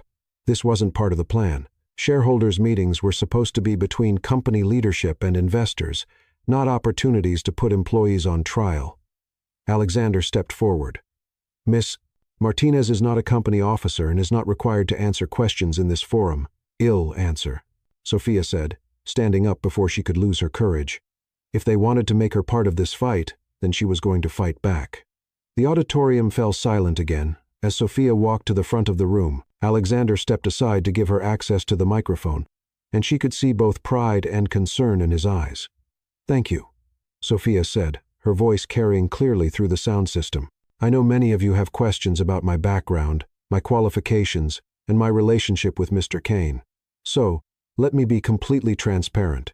She took a breath and looked out at the sea of faces, some curious, some hostile, some simply waiting to see what would happen next. 3 months ago, I was unemployed, living in a one-bedroom apartment in Brooklyn, and trying to figure out how to pay my student loans. I grew up in a family where we measured success in terms of keeping the electricity on and having enough food for dinner. I went to public schools, worked multiple jobs to pay for college, and graduated with a business degree and a mountain of debt. She paused, gathering her thoughts. I met Mr. Callahan because I literally ran into him on Fifth Avenue while rushing to a job interview. He hired me not because of who I am or where I come from, but because he believed I could contribute something valuable to this company. Sophia's voice grew stronger. Over the past month, I've worked 16-hour days to learn every aspect of Callahan Tech's operations. I've contributed to strategic planning sessions, participated in board meetings, and helped develop solutions to complex business challenges. I've done this not because I'm trying to manipulate anyone or gain some kind of inappropriate influence, but because I believe in this company and what it represents. Someone in the crowd called out, "What about your relationship with Mr. Callahan?" Sophia felt her cheeks warm, but she didn't look away from the crowd. "What about it? We're two adults who respect each other professionally and care about each other personally. Neither of those facts has compromised our ability to do our jobs or serve this company's best interests. But surely you can see how the appearance of impropriety," Sophia interrupted, "exists only if you believe that a woman from my background is incapable of earning her position through merit, or that a man in Mr. Callahan's position is incapable of making professional decisions based on qualifications rather than personal attraction." The auditorium was completely silent now. Sophia could see reporters frantically taking notes and cameras focused on her face.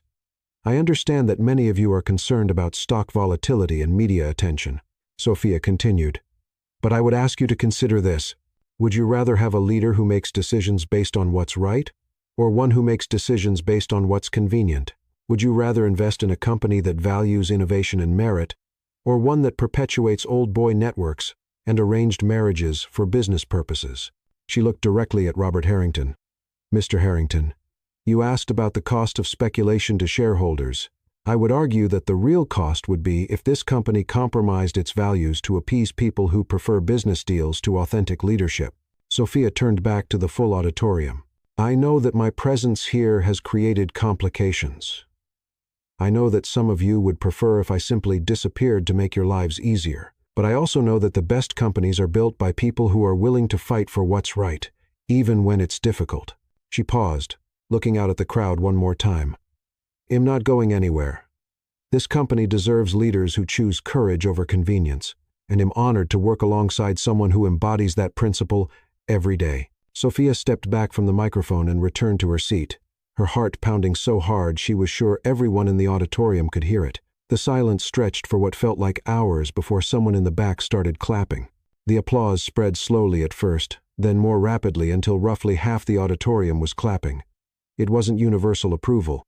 Sophia could see plenty of disapproving faces and hostile stares, but it was enough to send a clear message that not everyone was willing to let fear and manipulation drive business decisions.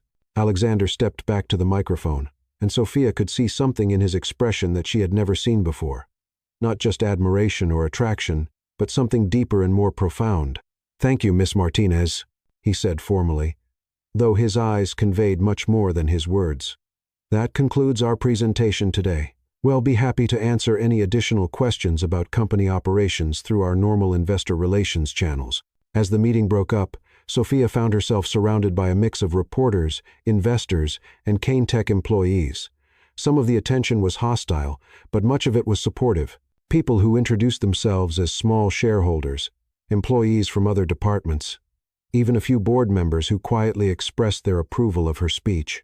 Penelope appeared at her elbow with the efficiency of a Secret Service agent, helping to navigate through the crowd toward the exit. "Well done, dear," she murmured.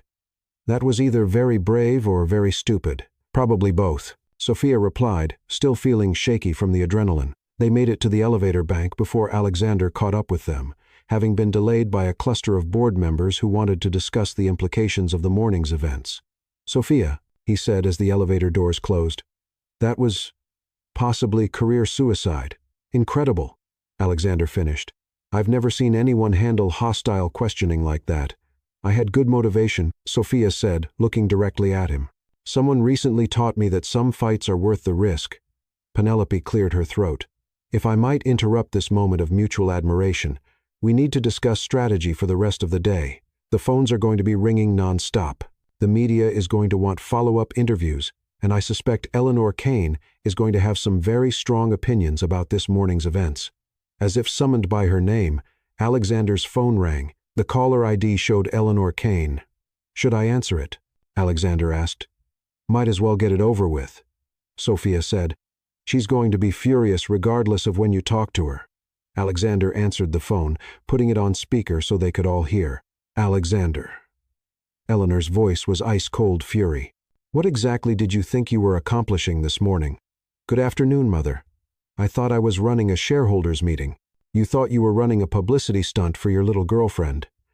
Do you have any idea how much damage you've done to the family reputation?" Sophia felt her cheeks burn, but Alexander's voice remained steady. "I was defending a valuable employee from unfair attacks." "A valuable employee." Eleanor's laugh was sharp enough to cut glass. "Alexander, that girl just stood up in front of 500 people and announced that she's sleeping with you. She announced that we care about each other personally, which is hardly scandalous news. It's scandalous when it affects business relationships that took decades to build." Edward Langford is livid. Has already made calls to 3 congressional offices and the SEC. "You have until Monday to fix this situation, or he's going to make your life very difficult." The elevator reached their floor and they walked toward Alexander's office while Eleanor continued her tirade. "And another thing." Eleanor's voice crackled through the phone speaker. "I've spoken to several board members who are prepared to call for your removal if you don't start showing better judgment." "Let them try," Alexander said, settling into his chair. "I have enough shareholder support to survive a board challenge. Do you? Because I'm not sure your little speech this morning convinced anyone that you're capable of putting business interests ahead of personal desires." Sophia had heard enough. She reached for the phone, but Alexander shook his head, wanting to handle this himself. "Mother, I'm going to say this once, and I hope you'll listen carefully.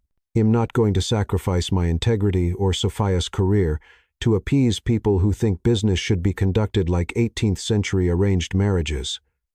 If that disappoints you, I'm sorry, but I'm not changing my mind." "Then you're a fool," Eleanor said, and the line went dead. Alexander set down the phone and looked at Sophia and Penelope. "Well, that went about as well as expected." "Alexander," Sophia said quietly, "your mother is right about one thing. I am causing problems for you and the company. Maybe it would be better if Sophia Martinez, if you say you're quitting, I'm going to lock you in this office until you come to your senses." Penelope laughed despite the tension. "I'd like to see that. Sophia could probably take you in a fair fight. The point is," Alexander continued, standing up and moving to the window that overlooked Manhattan, "I'm not interested in running a company where good people are sacrificed for political convenience. If the board wants to remove me for that, then maybe this isn't the right company for me either." Sophia joined him at the window, watching the city bustle below them. "You'd really give all this up for me?" Alexander turned to look at her, and the expression in his eyes made her heart stop. "Sophia, He'd give up everything for the chance to build something real with you. But I don't think it's going to come to that. How can you be so sure? Because, Alexander said with a smile that was pure confidence, we're about to show them that doing the right thing isn't just morally superior, it's also good business. Before Sophia could ask what he meant, Penelope appeared in the doorway with a stack of papers and an expression of barely contained excitement. Alexander, you're going to want to see this, she said, spreading the papers across his desk. The stock price has been climbing steadily since the shareholders' meeting ended. We're up 4.5 points in the last 2 hours. Alexander frowned. That doesn't make sense. The meeting was controversial at best. Apparently, Penelope said with a grin, investors like authenticity. There are already 3 major financial blogs praising Sophia's speech as an example of new leadership paradigms and values-based corporate culture. One analyst is calling it the most honest corporate communication he's seen in 20 years. Sophia stared at the papers in disbelief. Are you saying that my speech actually helped the stock price? I'm saying, Penelope replied, that sometimes telling the truth is the best business strategy of all. As the afternoon wore on, it became clear that the morning's events had indeed shifted public opinion in their favor. Social media was filled with supportive comments about Sophia's courage and Alexander's integrity. Several major investors called to express their increased confidence in Caintech leadership. Even some of the board members who had been critical began to backtrack their positions. But Sophia knew that Eleanor Kane and Edward Langford weren't the type of people who gave up easily. The public relations victory was important, but the real battle was just beginning. That evening, as Sophia and Alexander worked late in his office, reviewing the day's developments, Penelope knocked on the door with a concerned expression. I'm sorry to interrupt, but there's something you both need to know, she said, settling into one of the chairs across from Alexander's desk. I've been hearing rumors from my contacts in other companies. Eleanor Kane has been making calls to major clients, suggesting that Caintech might not be a reliable partner due to leadership instability. Alexander's jaw tightened. She's actively sabotaging the company. It appears so. And there's more. Edward Langford has apparently hired a crisis management firm to plant negative stories about Sophia in major media outlets. They're planning a coordinated attack over the next few weeks. Sophia felt her stomach drop. What kind of stories?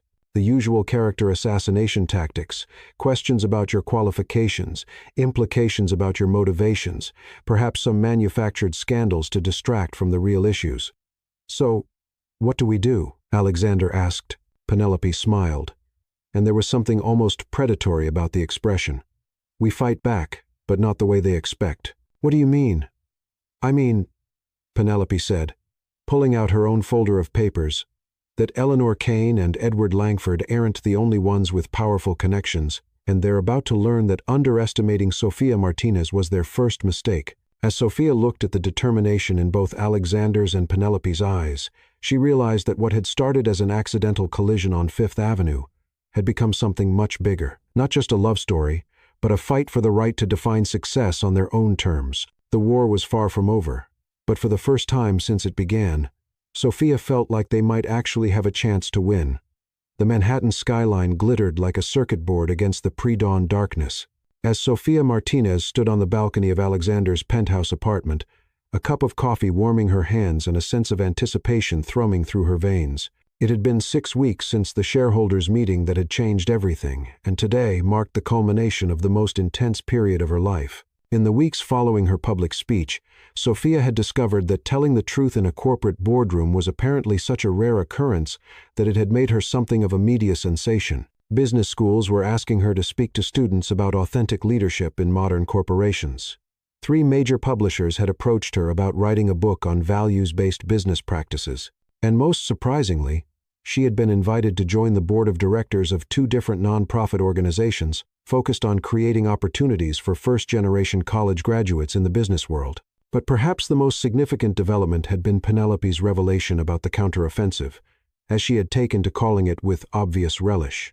It turned out that 30 years of working for powerful executives had given Penelope Reed a network of contacts that rivaled the CIA's intelligence-gathering capabilities. She knew where bodies were buried, which board members had undisclosed conflicts of interest, and exactly which politicians owed favors to whom. More importantly, she had been quietly documenting Eleanor Kane's attempts to sabotage Caintech for weeks, building a case that would make it very difficult for the elder Kane to continue her campaign without facing serious legal consequences. The beauty of fighting people who think they're untouchable, Penelope had explained during one of their strategy sessions, is that they often forget to cover their tracks properly. Eleanor Kane has been so confident in her own immunity that she's left a paper trail a first-year law student could follow. The evidence Penelope had gathered was damning. Recorded phone calls where Eleanor explicitly discussed damaging Kane-Tech's business relationships, emails coordinating media attacks on Sophia, and financial records showing payments to private investigators and crisis management firms. Most damaging of all were text messages between Eleanor and Edward Langford, discussing their plan to force Alexander out of his own company and install a more manageable CEO who would be properly grateful for their support. Today was the day they would present all of this evidence to Kane-Tech's board of directors in what Alexander had privately dubbed the nuclear option. It was a calculated risk that could either end the conflict decisively in their favor or escalate it to levels that might destroy relationships permanently. But after weeks of watching his mother systematically attempt to destroy both his company and the woman he loved, Alexander had decided that some relationships weren't worth preserving. "You're up early," Alexander said, stepping onto the balcony with his own coffee cup.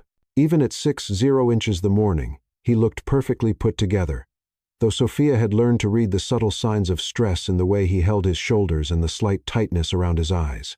"Couldn't sleep," Sophia admitted, leaning into his warmth as he wrapped an arm around her. "Big day ahead. Nervous. Terrified," Sophia said honestly, but also excited. "Is that weird?" Alexander chuckled, the sound rumbling through his chest where Sophia's head rested against his shoulder. "If it is, then we're both weird. I feel like we're about to either win the war or go down in the most spectacular corporate flameout in recent history." "Well, when you put it like that, how could I be nervous?" They stood in comfortable silence for a few minutes, watching the city wake up below them. Sophia still sometimes felt like she was living someone else's life when she looked out at Manhattan from the 42nd floor of a building that Alexander owned outright. The penthouse was beautiful, but not ostentatious, more like a very expensive version of a normal home than the kind of billionaire's palace she had imagined before she'd known any actual billionaires. "Sophia," Alexander said quietly, "I need to tell you something before we go into battle today." She tilted her head to look at him, noting the serious expression on his face. "That sounds ominous." "It's not ominous. It's just important." Alexander turned to face her fully, taking her hands in his. "Whatever happens today, whether we win, lose, or end up in some kind of corporate stalemate, I want you to know that meeting you was the best thing that ever happened to me." Sophia felt her heart skip a beat. "Alexander, I know the timing is terrible. I know we're in the middle of a crisis that makes normal relationship development impossible. But I also know that I love you, Sophia Martinez, and I want to build a life with you, regardless of what happens with Kane-Tech or my family or any of the external chaos." Sophia stared at him for a moment, taking in the vulnerability in his green eyes and the way his hands trembled slightly as they held hers. "You love me, completely. Desperately, in a way that probably violates several principles of sound business judgment." Sophia laughed, feeling tears prick at her eyes. "Well, that's convenient because I love you too. Completely, desperately, and in a way that definitely violates everything my parents taught me about not getting involved with my boss." Alexander's smile was like sunshine breaking through storm clouds. "So, what do we do about it?" "We win today," Sophia said firmly. "We prove that doing the right thing isn't just morally superior, but also good business. We show everyone that authentic leadership and genuine relationships can create more value than political maneuvering and arranged marriages. And then we figure out what comes next together." Alexander leaned down and kissed her, and Sophia felt the same electric connection that had sparked between them from the moment Shed rolled over his Ferrari's hood 6 weeks ago. But now it was deeper, richer, tempered by shared challenges and mutual respect, and the kind of partnership that could weather any storm. "We should probably get ready," Alexander said reluctantly, though he made no move to let go of her. "Probably," Sophia agreed, equally reluctant to break the moment. They were interrupted by the sound of Alexander's phone ringing from inside the apartment. He groaned and went to answer it, returning a few minutes later with a grim expression. "That was Penelope," he said. "My mother just arrived at the Kane-Tech building with what appears to be a team of lawyers and a representative from the Langford family legal team. She's making her move. Looks like it. Apparently, she's calling an emergency board meeting to discuss my fitness to lead the company and demanding an immediate vote of no confidence. Sophia felt her stomach drop. Can she do that? She can try. But Penelope says our supporters on the board are ready, and the evidence we've gathered should be enough to turn this around. Alexander's expression was determined, but worried. Sophia, you don't have to be there for this. It's going to get ugly, and there's no reason for you to be in the line of fire. Alexander Kane, Sophia said, borrowing Penelope's tone of voice. If you think I'm going to let you face Eleanor Kane alone after everything we've been through, you obviously still don't understand who you're dealing with. I was hoping you'd say that. Alexander admitted with a smile, but I had to offer. Offering is fine. Just don't expect me to take you up on it. An hour later, Sophia found herself walking into the Kane Tech building beside Alexander and Penelope, all three of them dressed like they were going to war, which, in a sense, they were. The lobby was buzzing with unusual activity for 8 on a Saturday morning, and Sophia could see several unfamiliar faces in expensive suits who were obviously not regular employees. The cavalry has arrived, Penelope murmured as they approached the elevator bank. Eleanor brought Edward Langford, Victoria, and what appears to be half of Manhattan's most expensive legal talent. And what did we bring? Sophia asked. The truth, Alexander replied, and Penelope's terrifying organizational skills. Don't forget Sophia's ability to inspire people with radical concepts like honesty and integrity, Penelope added with a grin that was slightly predatory. That's been surprisingly effective so far. The elevator ride to the 38th floor felt simultaneously too long and too short. Sophia could feel the tension radiating from Alexander, though his expression remained calm and confident. She reached for his hand and squeezed it gently, feeling some of the tension leave his shoulders. Whatever happens, she whispered, we're in this together. Together. Alexander agreed, squeezing back. The elevator doors opened to reveal what looked like a corporate war zone. Eleanor Kane had established herself in the main conference room with her team of advisors, while several board members huddled in smaller groups throughout the floor, clearly choosing sides for the coming battle. Victoria Langford stood near the windows in a white suit that made her look like an ice queen. And Edward Langford was on his phone with someone who was apparently very important given the deference in his voice. Alexander, Eleanor said as soon as she saw them, her voice carrying across the floor like a royal proclamation. I'm glad you're here. We have important matters to discuss. Mother, Alexander replied evenly. I understand you've called an emergency board meeting. I've called a meeting to address the crisis of leadership that's been undermining this company for weeks. Edward has some very serious concerns about Kane Tech's stability and its ability to maintain important business relationships.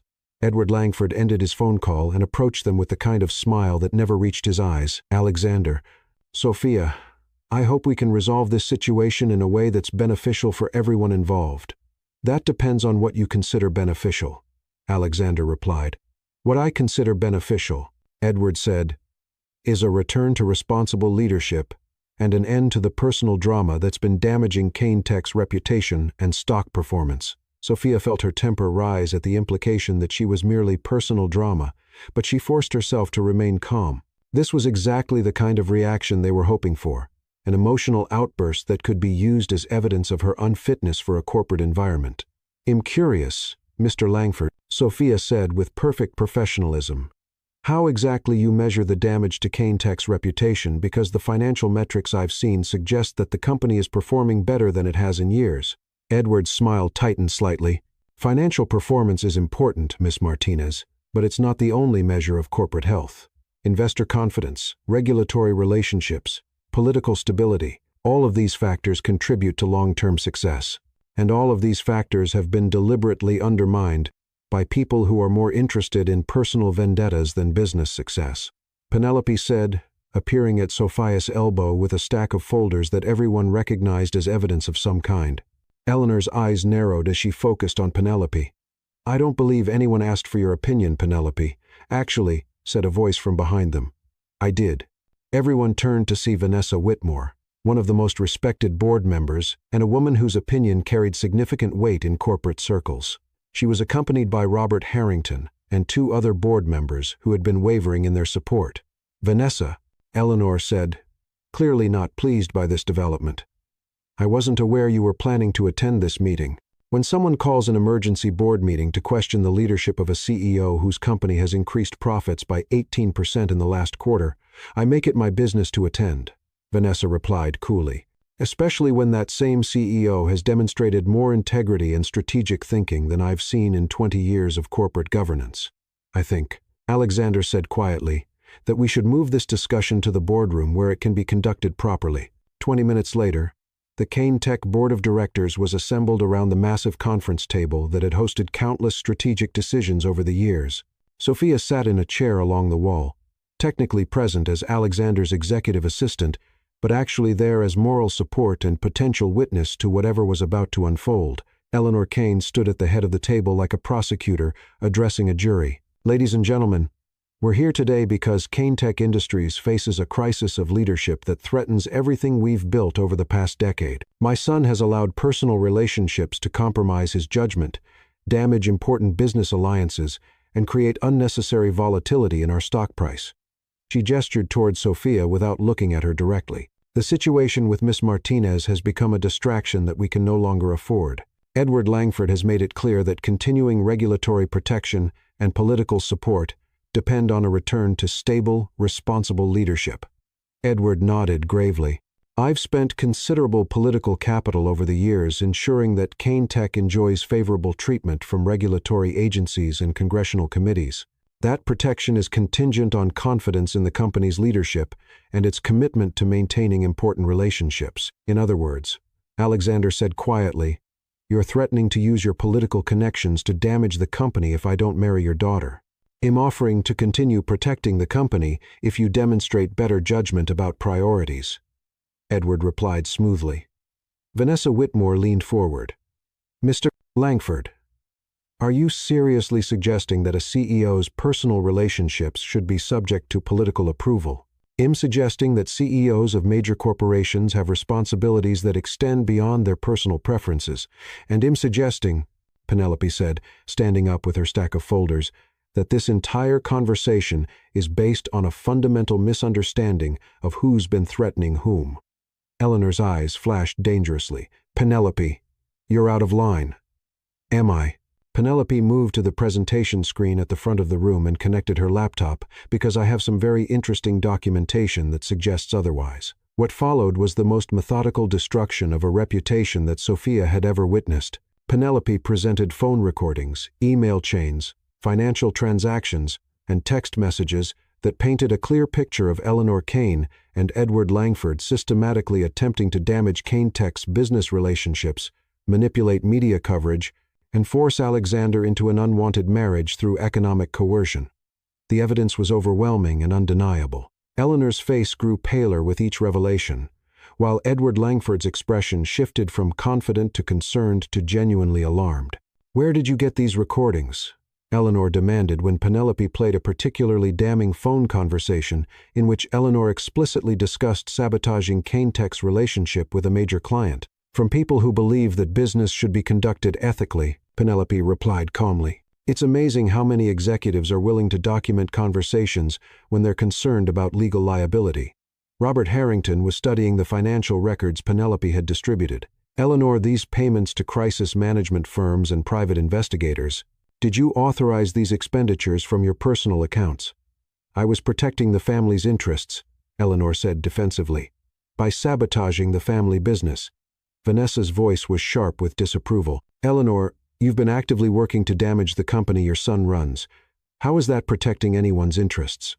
"Alexander has lost perspective," Eleanor replied, though her voice was less certain now. "Has making decisions based on emotion rather than strategy, like the decision to hire someone who's increased departmental efficiency by 23%, Penelope asked, consulting her notes. Or the decision to pursue international expansion strategies that have generated $47 million in new revenue. Or perhaps the decision to implement employee satisfaction programs that have reduced turnover by 35%. Sophia blinked in surprise. She hadn't realized that her contributions were being tracked so precisely or that they had been so measurably successful. All of Sophia's initiatives have been documented and analyzed, Alexander said, pride evident in his voice. Her impact on this company has been entirely positive regardless of our personal relationship. This is ridiculous. We're talking about a secretary who's been here for 6 weeks. We're talking about an executive assistant who has contributed more to this company's success in 6 weeks than some board members have in 6 years. Vanessa replied tartly. And frankly, Victoria, your family's attempts to manipulate this situation through threats and coercion have been far more damaging than any personal relationship. I don't have to listen to these accusations. Eleanor, I think we should reconsider our approach to this situation. Sit down, Edward, said a new voice from the doorway. Everyone turned to see Senator William Harrison, the chairman of the Senate Banking Committee, and Sophia realized with growing amazement Edward Langford's political mentor and biggest supporter. Senator Harrison, Edward said, clearly surprised. I wasn't expecting you. I'm sure you weren't. Senator Harrison replied, entering the room with the kind of presence that came from 30 years in politics. Especially given the phone calls I've been receiving about your attempts to use committee influence for personal business purposes. Edward went pale. Senator, I can explain. You can explain why you've been threatening regulatory action against a major American corporation because they won't participate in your daughter's marriage arrangements.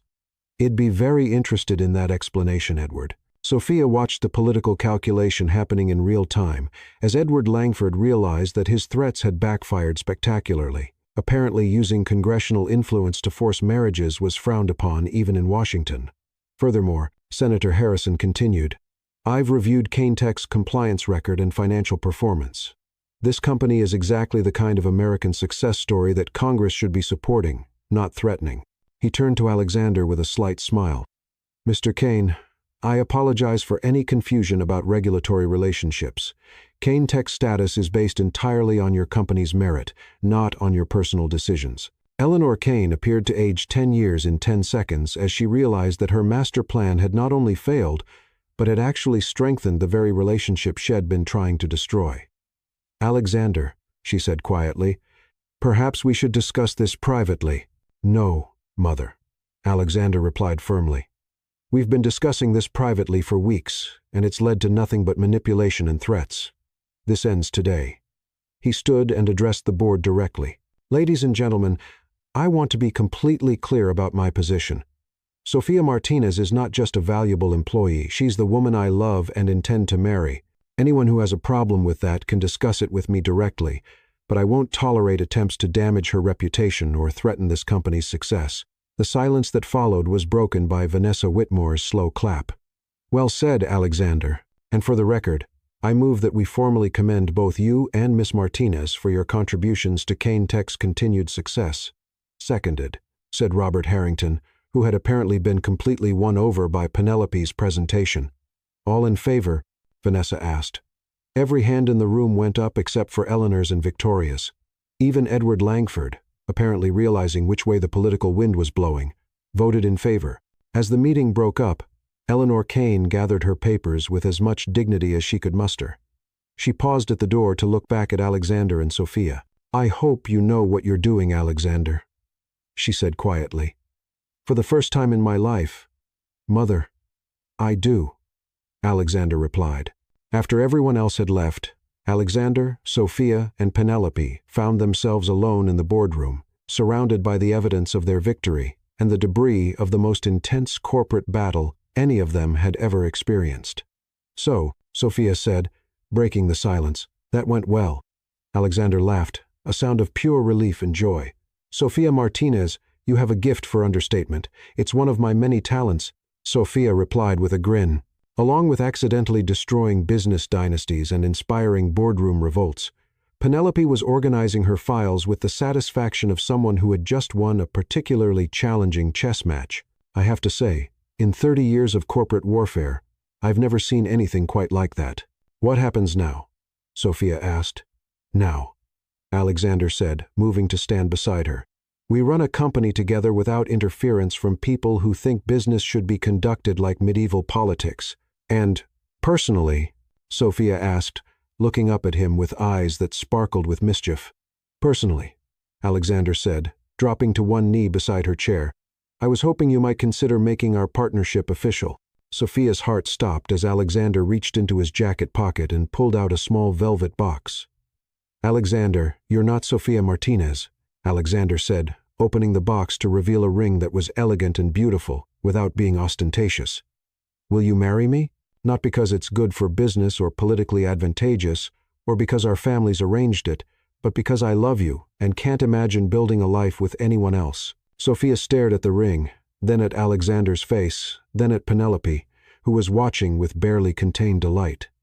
"You planned this," Sophia said accusingly to Penelope. "I may have helped with the timing," Penelope admitted, "and the ring selection and coordinating with Senator Harrison and possibly a few other details. You've been planning a proposal in the middle of a corporate coup." "Sophia," Alexander said gently, "I've been planning this proposal since the day you rolled over my car hood and told me exactly what you thought of rich guys. Everything else was just logistics." Sophia looked down at the ring again, then back at Alexander's face, and felt her heart overflow with love for this man who had been willing to risk everything for the chance to choose his own life. "Yes," she said simply. "Yes, of course, yes."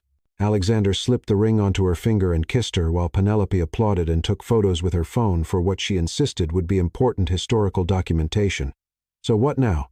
Sophia asked when they finally broke apart. "Now," Alexander said, "we plan a wedding and run a company and prove that sometimes the best business decisions are the ones you make with your heart. Together," Sophia added. "Together," Alexander agreed. 6 months later, Sophia Martinez-Kane stood in the same boardroom where she had first defended her right to love whom she chose, looking out at the Manhattan skyline through windows that no longer seemed like barriers between worlds, but like views of infinite possibility. Kane Tech Industries had just announced its most profitable quarter in company history. Sophia had been promoted to Director of Strategic Development and had been invited to speak at 3 major business conferences about authentic leadership in modern corporations. Alexander had been featured on the cover of Fortune magazine as CEO of the Year for his commitment to values-based business practices. But perhaps most importantly, they had proven that love and success weren't mutually exclusive, that the best partnerships, whether in business or in life, were built on honesty, respect, and the courage to choose authenticity over convenience. "Ready to go home, Mrs. Kane?" Alexander asked, appearing at her elbow with 2 cups of coffee and a smile that still made her heart skip beats. "Ready," Sophia replied, taking his hand and her coffee. "But first, Penelope left something on my desk that I need to show you." "What now?" Alexander asked with mock resignation. "Please tell me she's not planning another corporate revolution." "Not exactly," Sophia said with a grin. "But she did get a call from Harvard Business School. Apparently they want to write a case study about us, about how we accidentally revolutionized corporate governance by choosing love over politics." Alexander laughed, the sound echoing through the empty office. "Sophia Martinez-Kane, I think you're going to turn the entire business world upside down. Is that a good thing or a bad thing? Ask me in a few years," Alexander said, pulling her close for a kiss. "But right now, I'm thinking it might be the best thing that's ever happened to corporate America." As they walked out of Kane Tech Industries that evening, hand in hand and ready to face whatever challenges came next, Sophia reflected on the strange journey that had brought them together. A car accident had led to a job interview, which had led to a corporate battle, which had led to a love story that proved sometimes the most important collisions in life were the ones you never saw coming. "By the way," Alexander said as they waited for the elevator, "I have some news." "Good news or bad news?" "Good news. Eleanor called today. She wants to have dinner to apologize and to meet her future daughter-in-law properly." Sophia raised an eyebrow. "And you said?" "I said we'd be delighted as long as she promises not to bring any lawyers, crisis management consultants, or politicians with hidden agendas." And she agreed. She agreed. Apparently, watching her son build a successful company while maintaining his integrity has given her a new perspective on what constitutes good business judgment. Sophia smiled as the elevator doors opened. "Well, that's progress. That's love," Alexander corrected. "Sometimes it just takes people a while to recognize it." As they descended toward the lobby and the life they were building together, Sophia thought about all the ways that love could transform not just individuals, but entire companies, families, and communities. She had learned that the most radical thing you could do in a world built on expectations and arrangements was to choose authenticity. To insist on building relationships based on truth rather than convenience. It wasn't always easy, and it certainly wasn't always safe. But as she looked at the ring on her finger and the man beside her, Sophia knew that some risks were not just worth taking. They were essential for becoming the person you were meant to be. The Ferrari was waiting for them in the parking garage, gleaming red under the fluorescent lights like a reminder of how their story had begun. But now, instead of a symbol of reckless wealth and privilege, it represented something else entirely. Proof that sometimes the most beautiful destinations were the ones you reached by accident with the right person beside you for the journey. "Ready for the ride home, Mrs. Kane?" Alexander asked, opening the passenger door with a theatrical flourish. "Always," Sophia replied, settling into the leather seat that had once seemed like luxury beyond her wildest dreams and now felt like coming home. "But this time, try not to hit any pedestrians." "I make no promises," Alexander said with a grin. "After all, look how well it worked out the last time." As they pulled out into the Manhattan traffic, Sophia rolled down her window to feel the city air rush past her face. Somewhere out there were other people rushing to job interviews, other CEOs making impossible choices, other families struggling with the balance between tradition and change. And maybe, if they were very lucky, some of them would have their own collision with destiny, their own moment when everything they thought they knew about success and love and the right way to live would be turned completely upside down by an encounter they never saw coming. Because sometimes Sophia had learned the best things in life happened when you stopped trying to control every variable and started paying attention to the possibilities that emerged when different worlds collided. And sometimes, if you were brave enough to trust the collision instead of fighting it, you discovered that love really could conquer everything, even corporate politics, family expectations, and the assumption that happiness was a luxury that successful people couldn't afford. The Ferrari accelerated into the Manhattan night, carrying two people who had learned that the most important business decision you could make was choosing to build a life based on what mattered most.